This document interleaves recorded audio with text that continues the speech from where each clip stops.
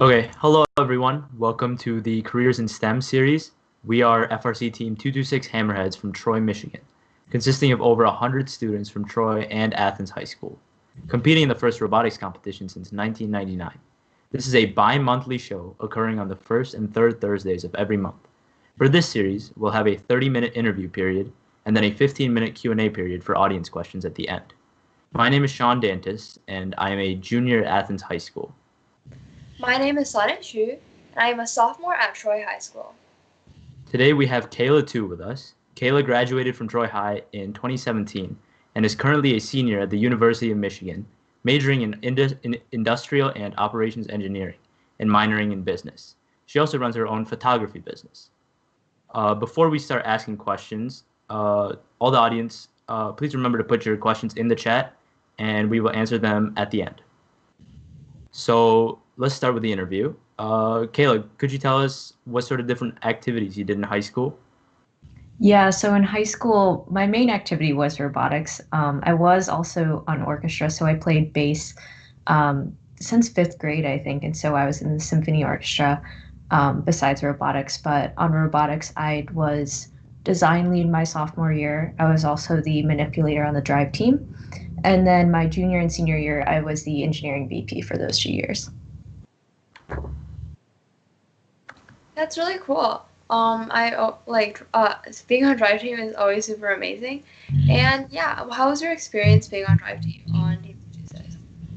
Yeah, Drive Team is really interesting because, right, you have a lot of pressure on you when you're at these matches. And so it's super exciting, but it's very nerve-wracking. And so it kind of teaches you just how to perform under pressure. That was one of the main things I learned. And it's really fun, right? Because when you're at competitions, you're kind of in the heat of everything that's going on. And so you get to strategize with other teams. So you get to socialize innately with a lot more teams and their drivers. And right, it's exciting because you get to be on the field and operate the robot. And so definitely would recommend to anyone who's interested in, even trying out for Drive Team, if you can, operate a robot well, if you play video games well, that's always something we can use. So how did you progress? Like, what was your path through the team? Yeah, so my freshman year, I actually started out, I kind of was inducted into the robotics club because I took a CAD class at Troy High as like one of my classes in school. And so at the time, the teacher for that class was the head coach for the team. And so that's kind of how I got involved, and that's how I got involved in design team, was because I knew how to CAD and do all of that.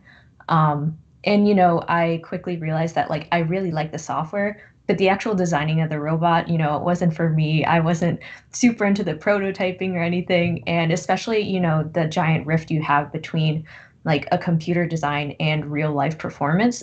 That's really hard to bridge that gap. And so I realized that I really liked computer software, but ultimately I think I enjoyed, working more with people and like coordinating activities because, right, we all know in robotics, it's very disorganized.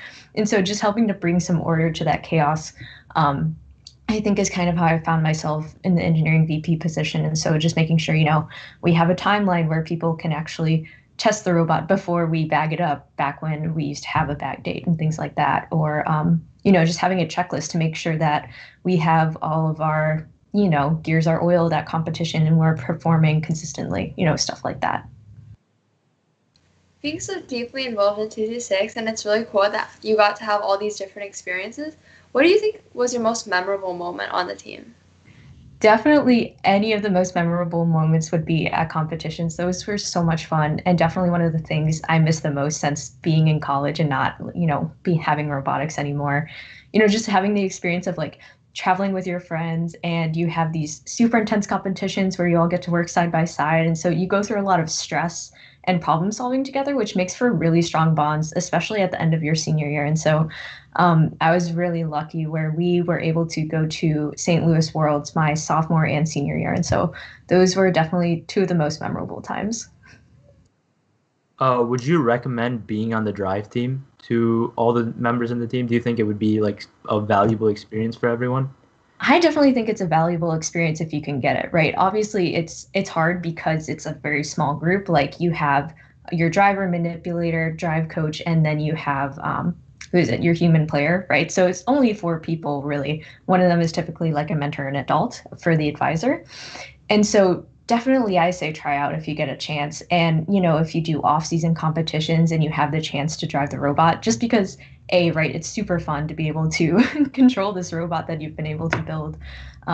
And that's kind of what the whole season revolves around, right, is these matches. And so just having that experience to be out on the field, I think, if it's something you're interested in, definitely go for it. And I think, you can always benefit from having a little bit of these stressful situations, because even if you may not enjoy it in the moment, you'll definitely learn something out of it. So. Besides your experience, sorry, go ahead. You can go ahead. As a girl on the team, were there any specific challenges or difficulties you had to overcome, or even progressing a little bit further since you are pursuing a degree in engineering now?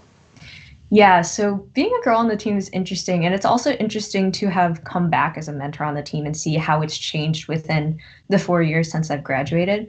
So, starting right off the bat, freshman year, it was definitely really intimidating for me because there weren't any other girls on the team. Like, I started also in like fabrication just at the beginning of the year when we were like making things in the wood shop, and there were probably maybe 2 other girls out of like the 25 people that were there. And so, right, that's like scary, especially as someone who's a freshman in high school, right? You're not used to talking to upperclassmen even. So that was definitely hard to get over that fear and just being, pushing myself to ask questions because, right, that's the other thing is no one comes into robotics knowing what robotics is or how to do it. And it's really a learned experience and you have to be trained in it. And so I think it's really important for people to realize that asking questions is totally encouraged and it's a sign that you're thinking critically. And you shouldn't put people down for asking questions, right? And like asking to be, taught these experiences. And so that was definitely one of the fears I had to get over and I think has gotten a lot better in the previous years. But that was definitely a source of intimidation when I first joined the team. Later on when I was the engineering VP, I was bullied sometimes because as a girl, I was sometimes seen as not credible or that I hadn't learned my role on the team. And so, in those situations, it's always kind of difficult, right? Because you're working closely with all these people and these leadership people, your friends. And so it's one of those things where you kind of just have to work through the problem and try to address it as is. And, you're not going to be able to get everyone to like you, right? But what matters is that you're ultimately still working towards this goal together of like building this robot. And builds character because that happens in the real world, right? Not everyone's going to like you. And so, but as for since coming to college, I will say it's a little bit different because my major, industrial engineering, is not as segregated as other majors per se. So like mechanical engineering or aerospace engineering. So IOE, industrial operations engineering, is about 40% female, which is a lot higher than mechanical or electrical, which tend to be in like the 25-15% female range. So you said you went to Worlds, I think in 2015, if I remember. How's your Driveteam experience at Worlds? Because I'm assuming that was.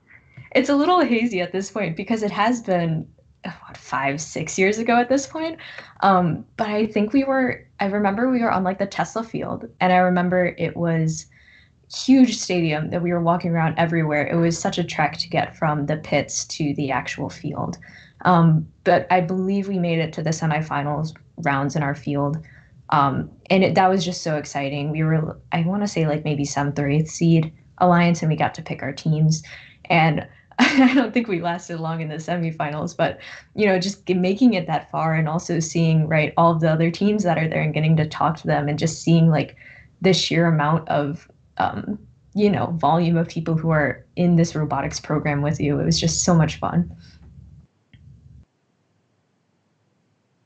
With all the experience from being in robotics in high school, how did that transition and help you with college? Yeah, so really any type of project experience, I think before college, it's extremely applicable to when you get into college and just any work life experience in general. I found myself a lot of the time. So one of the clubs I joined when I came onto campus is called MHEAL. And the project specifically that I'm on in that is called Project Mesa. So we build portable gynecological exam tables. That's like what our engineering team does. And so I'm currently the co-lead for that team. But when I joined it, right, I was just making all these connections. I was like, this is like robotics. They're prototyping, right? And because I had this visibility throughout the entire engineering process, right, I know how hard it is to get everything right in AutoCAD or SolidWorks, and transitioning that to manufacturers in real life and assemblies, right? Tolerances don't always line up. And so having that experience, and then just also understanding, right, the dynamics of a project team and how to work with people, how to, get people to want to work with you, and, get everyone aligned on the same goals, how to manage large groups of people.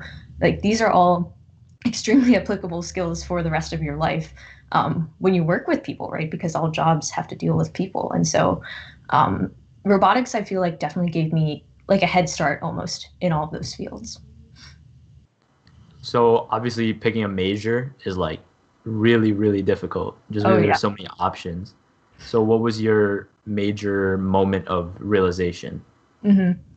So when I was a senior in high school, I remember I had kind of been like slated as like the engineering child at that point. And I was like, okay, I'm going to be applying to engineering school. Like, I want to be an engineer, right? It's problem solving. That's really cool. I like math. I like statistics, all this stuff.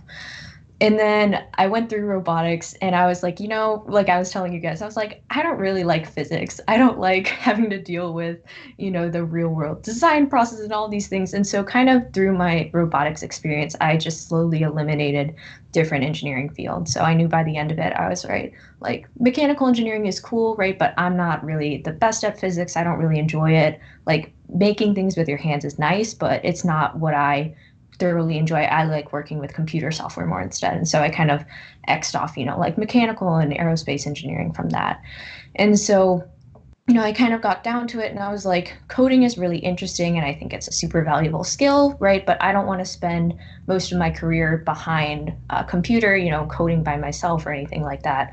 And so that's how I kind of wound up in industrial operations engineering, which is a little, I would say, definitely unique as a freshman. Most freshmen, usually don't come in with a major in mind, or if they do, they usually change it maybe at least twice within the first year. And, there isn't any pressure to declare. Like, I definitely think that it's important to have an idea of what you want to do, but right, the earliest you can declare, I believe, is like second semester freshman year. But even that, the classes you take freshman year are designed so that you try to get an experience of like what other majors are like and things like that, so that you can, choose what you want to do. But IOE in general, right, because it's definitely a lesser known branch of engineering. So industrial and operations engineering is built around basically the idea of efficiency. So like your classic IOE job would be if you have like a car manufacturing plant, right, like Ford or Toyota or something. And you would look at this, manufacturing line, and you would say, hey, how can we save more money on this? How can we make this faster? How can we turn out more parts, less defects? Anything of that type, where you're talking about efficiency, and it deals with a lot of statistics and things like that.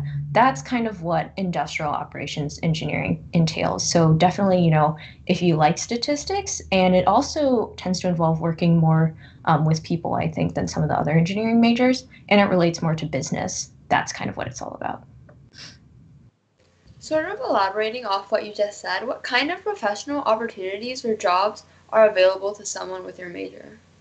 Yeah, so I typically lump them into three main categories, just as a generalization, right? So you have your typical manufacturing, or it's also called, right, continuous improvement jobs, where you have, assembly lines or some type of manufacturing plants, things like that, where you're shaving off time, money, efficiency, whatever it is.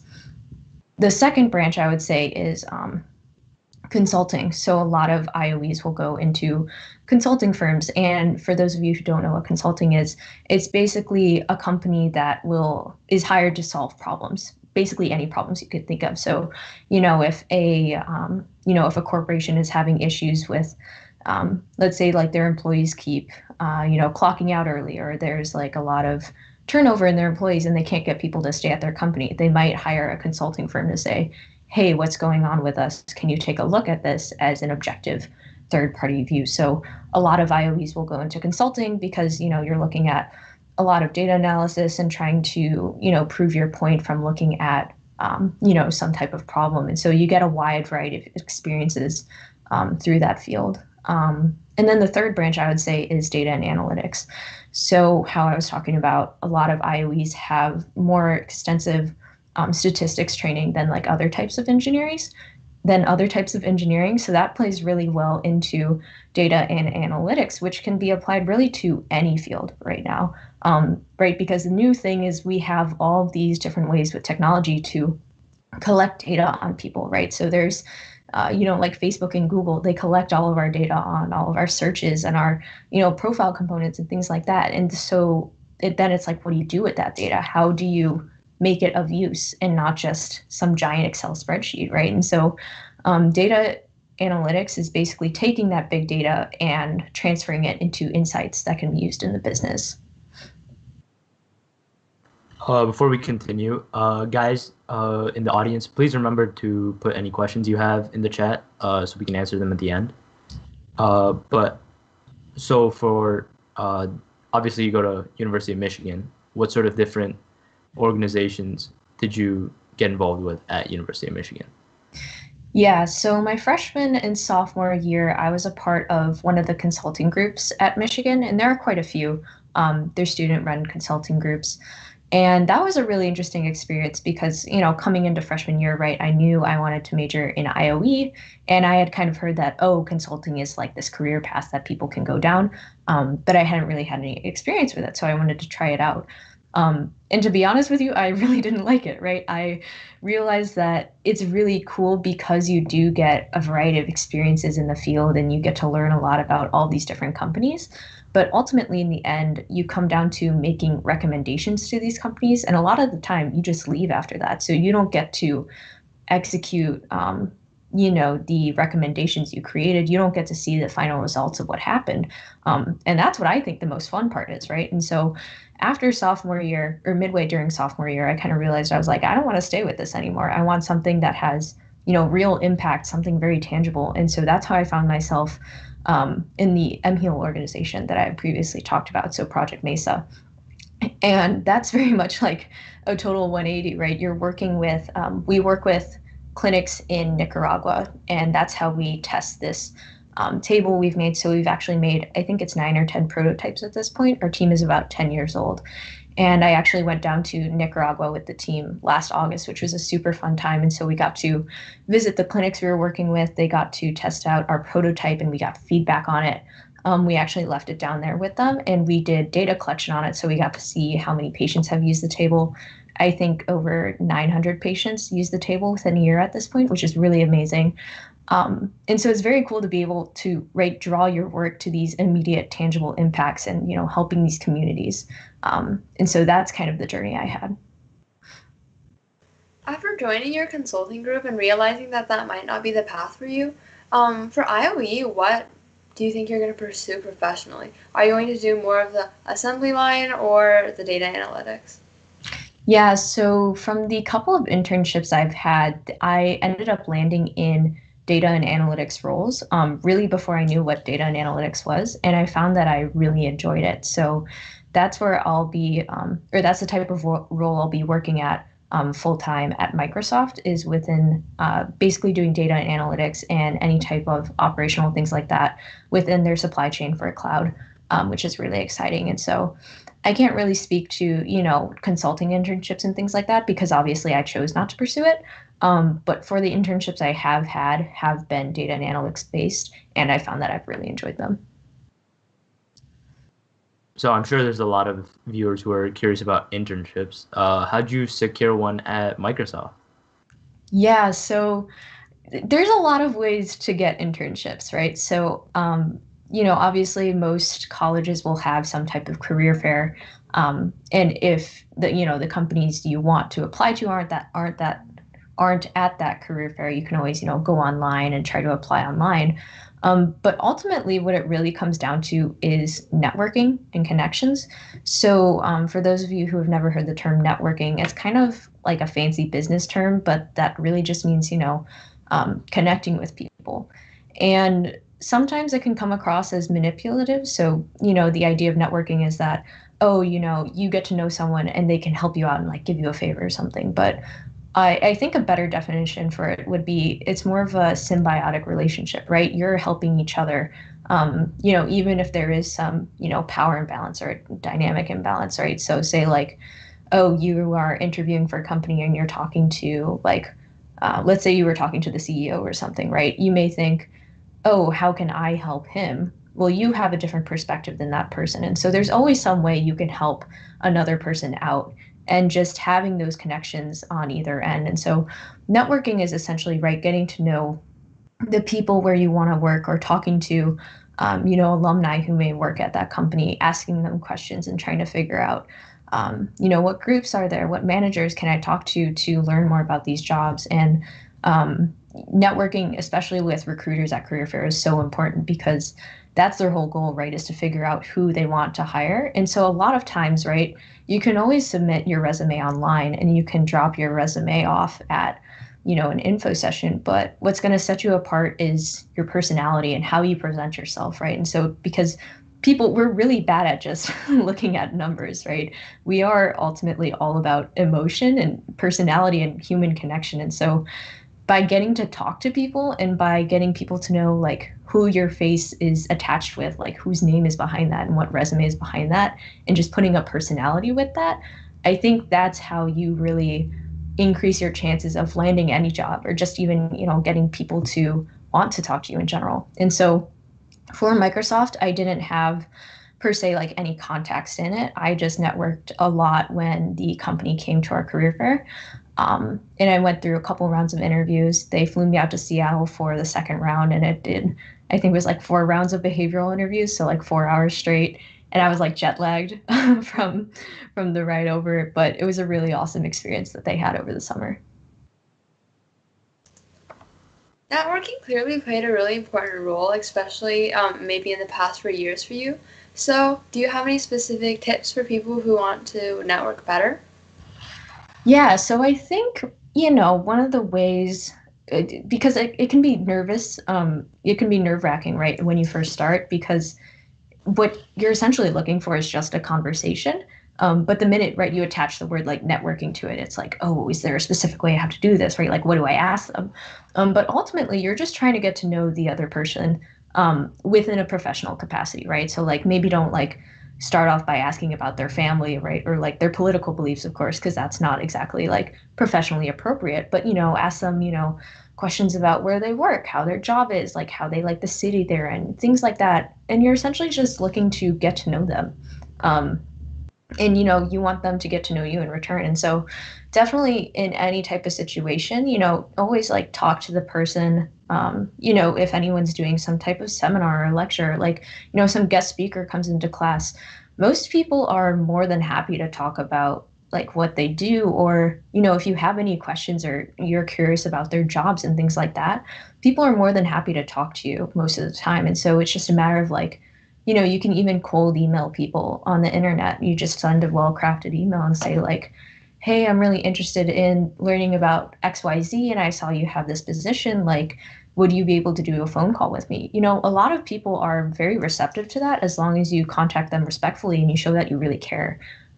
Because people like to talk about themselves, and having someone to listen is always great, and you make more connections that way. So definitely just think about approaching it as a conversation, but then also try to get some type of contact info, right? So whether that's most likely an email, don't really go for phone numbers. So maybe an email or like their LinkedIn profile. So that way you have some way to contact them after you part ways if you ever want to reach out to them in the future. I know you So talked. you said that. Go ahead. I know you talked a little earlier about how networking has some negative connotations. Particularly with being a female, have you ever encountered sexism on the job or during your professional pursuits? Yeah, so for my, internships and just in general my major, because innately the fields that I have found jobs in, so like data and analytics, and because they're pulling more from a pool of like IOE or IT or supply chain people, I have found that the jobs that I have had so far have not had such a large imbalance in gender per se. It's definitely dependent on the type of company you go to, right? So company culture, whether, the average age, tends to lean younger or older. That's a pretty big factor in, how conservative the company is or things like that, how people will behave towards you. But in general, I've been pretty fortunate to have, I'd say a lot modern, the companies that I've interned for have generally a more modern culture. And so I haven't run into, any terrible forms of blatant sexism, which is very lucky to say. That's not the case at all for most engineering fields, especially if you're a woman. A lot of the time, right, if you're a mechanical engineer, you might find yourself on a team of 10 people and they're all men, white men in their 40s. And that's just how it is sometimes at companies. And so I've been very lucky in that fact that I haven't come across anything that I've at least perceived to be a hindrance to my career path so far. There are definitely, microaggressions sometimes in the workplace, but that's definitely, not as bad of what can be. And so I think it is really important for you to learn to speak up for yourself, because a lot of the times people don't realize that they are doing this or what they are doing is considered a microaggression. And so, if you're comfortable in that situation and you are, confident in the company culture, things like that, learning to, address it professionally and not have the other person perceive it as an attack of more of a learning experience and things like that. And so I do think it's important to put some thought into that, especially if you are going into a STEM field, because it will happen, unfortunately. But I think we've made a lot of really great progress, and so it will only get better in the future. So you said you'd be working at Microsoft next fall. How'd you go with job interviews and salary negotiations, all that sort of stuff? Yeah, so definitely always negotiate. This is a very common thing, especially for females. It's kind of seen as like risky to negotiate your job offer, when the reality is most of the time, if you negotiate, as long as you are respectful and within reason, they won't take away your job offer. That's typically not on the cards. And so you always want to negotiate. And another thing I've also been told is that everything is negotiable technically. So, benefits, relocation, if you can't get more money in your salary or, your bonus package or your stocks or whatever, try on other things, depending on how far you want to push, right? So typically, I think, it's best to aim like anywhere from like 10 to 15% increase. Obviously, you have to make sure that you can, back it up with your performance and your claims about yourself. But another way to think of it too is that it's not like a you versus them game. It's more of a, hey, let's come to a compromise. I want to work at this company and you guys want me to work for you, but let's find a package that we can both agree on, right? Because the worst thing you can do is approach it, really aggressively to whoever you're working with from HR. And then the person from HR is going to be like, I don't like this person, right? They're treating me rudely. And so they're not going to want to work with you. And so definitely, make sure that you, I guess, understand the situation and, of course, have empathy for whoever you're working with and see things from their point of view. But yeah, definitely see it and approach it as a compromise because you're both aiming for the same goal. You seem to have a lot of experience with things such as negotiation and networking. So for things like this, did you just learn through experience, or did you have any particular mentors that helped you guide your career? And if so, how did you meet them? Yeah, I definitely think in terms of networking, consulting kind of gave me a big crash course in that. I think if you were to compare my freshman year self to myself right now, I was super nervous whenever we had consulting events because you just walk into this room full of people you don't know and you just kind of had to learn on the fly. And that's how I learned, I guess, what you would call networking, right? Is really just making conversation with people. And so that's how that opportunity was presented to me. But I mean, just in general, you can always, I guess, quote unquote, practice networking by really just talking to people in your life, which I know might seem weird, especially right now that we're in a pandemic. Of course, it's hard to see people physically. But remember that networking can also be done virtually. So, like cold emailing people, like if you even wanted to ask me follow-up questions after this, right? You can message me on LinkedIn or something like that. And that's, that counts as networking, just reaching out to people that way. In terms of learning about negotiation, I definitely learned that from a couple of my business professors. Just if you ever have some type of mentor or resource in your life that, they have experience with things you're interested in, always talk to them, because they have, a wealth of knowledge under their belt that you'll never get from just taking their class, right? Or just or hearing their thoughts during class, something like that. And so it's always nice to go to office hours and ask questions about, oh, well, how can I do this? What's your experience been? Because that's what they're there for, right? You're supposed to learn from their past experiences, and they're supposed to help you. So. So you said that you had a business minor. How did that help you in your IOE and finding a job? Yeah, so I guess after I've had a couple of internships, I realized that, I really liked working with data, but I also really enjoyed being more on the business side of a company, just because it tends to be a little more fast paced. You can be more directly connected to like the end product or consumer, and it just seems a lot more relevant in my mind, and it's a more exciting work environment for me to have, and that's what I've realized. And just in general, I mean, business is very valuable to understand, whether you like it or not, right? People aren't going to go along with your decisions or your argument if you don't take money into account if you're working at a company, right? And so understanding how the rest of a company may view your work as an engineer or view your arguments as an engineer, I think is really important when you're just considering, how to work cross-functionally with teams, or how to, communicate with like someone who's in the marketing department or HR department, right? They're not going to be familiar with the same terms you use every day. And so just familiarizing yourself with these principles that are within companies everywhere, because it's universal, right? And so that's how I found myself applying for the business minor, just because I think it's really important as a background to have that only builds upon the technical skills you have as an engineer. When you were pursuing a major and a minor in college, did you ever find it particularly difficult to balance both? So coming from Troy High, right, you guys may know, right, we take a lot of AP classes. So that definitely helped for me. I was never, stressed on a semester where I never topped out at like 18 credits or anything. And it definitely helped to enable me to pace myself. And so, obviously not everyone has access to those resources at high school, but, if you can take AP courses and you feel like you can take on that load, definitely I think it's very beneficial, because it teaches you how to study and push yourself.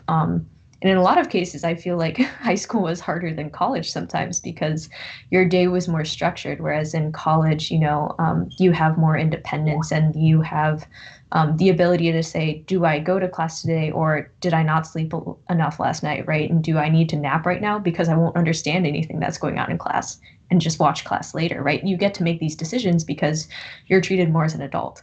So, I think just in general, it's important to take your, work-life balance into account. So definitely, study hard, but don't forget to take care of yourself. But make sure you're pushing yourself academically. Yeah. So what is like one piece of advice you would give to students to be successful on the robotics team?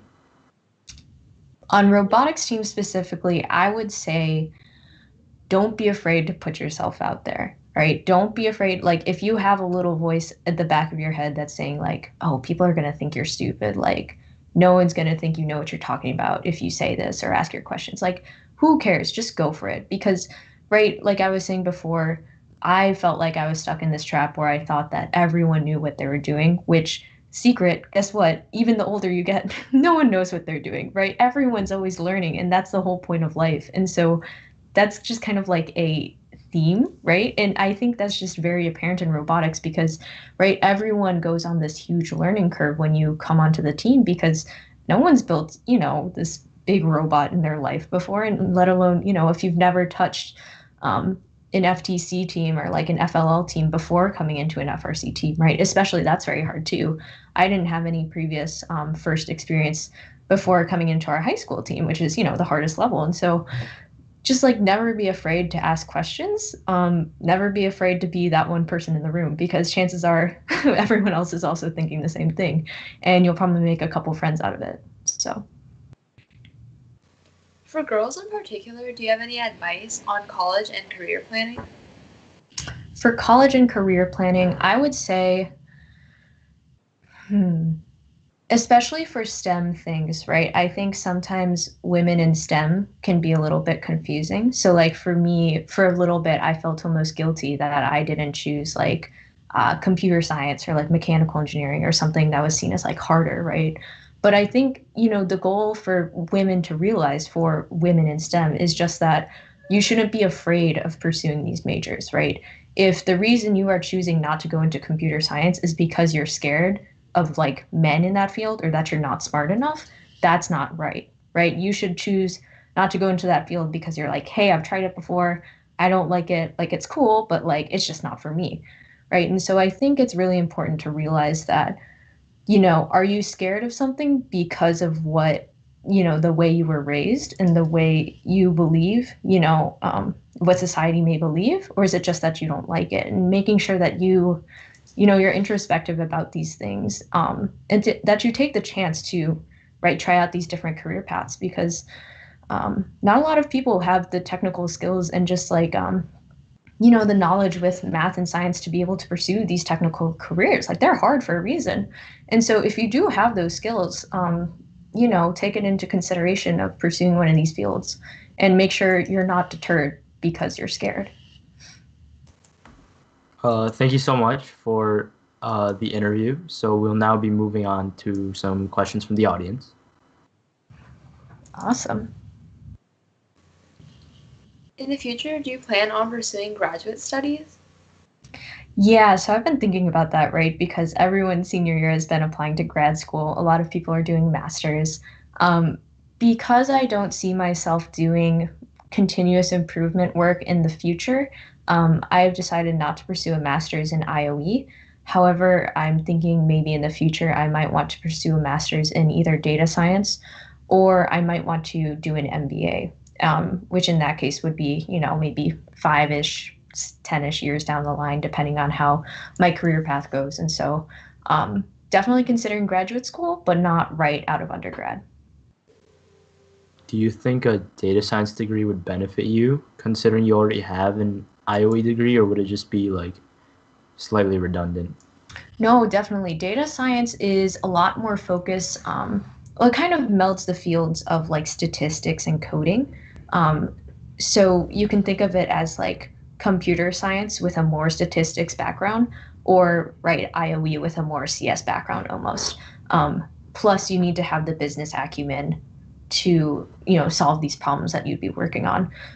Data science is really cool. In the internships I've had, all of the really hard problems, they're being solved by data scientists, and they're making algorithms, and they're using AI, and it's really interesting. And so that's definitely something that I'd be interested in the future. But you could definitely benefit from it both ways. That's super interesting. If you were to change one thing about your time in college, what would you have done differently? Ooh, that's a good one. I feel like I would have gotten to know my classmates more. Maybe not what you would have been looking for, but I feel like a lot of the time, because school is hard, and you're either recruiting, you're in classes, and it's midterms or it's finals, whatever it is. I just found that like a lot of the time, I didn't necessarily network with as much of my student body as I feel like I should have. And so there's a lot of really cool people within the IOE department that some of which I'm just getting to know this year, right? And so I think for myself, it's really easy, especially after freshman or sophomore year, to just say like, hey, I have my friend group, I'm comfortable, whatever. But it's definitely really important to keep reaching out and meeting new people. And people always love, having a new friend, talking to someone about their day. And so, yeah. Okay, so I think that's all we have for today. Thank you so much, Kaila, for coming on the show. And thank you to the audience for joining us today. Remember to subscribe to our YouTube channel and come back on December 3rd for our show with Elizabeth Slifkin. She graduated from Troy High in 2016, and she's an incoming engineer at SpaceX right now. She interned at Tesla and SpaceX, and she studied applied engineering at Michigan State. So come back next in 2 weeks for that episode. Thank you everyone for coming to the show today, and have a great day.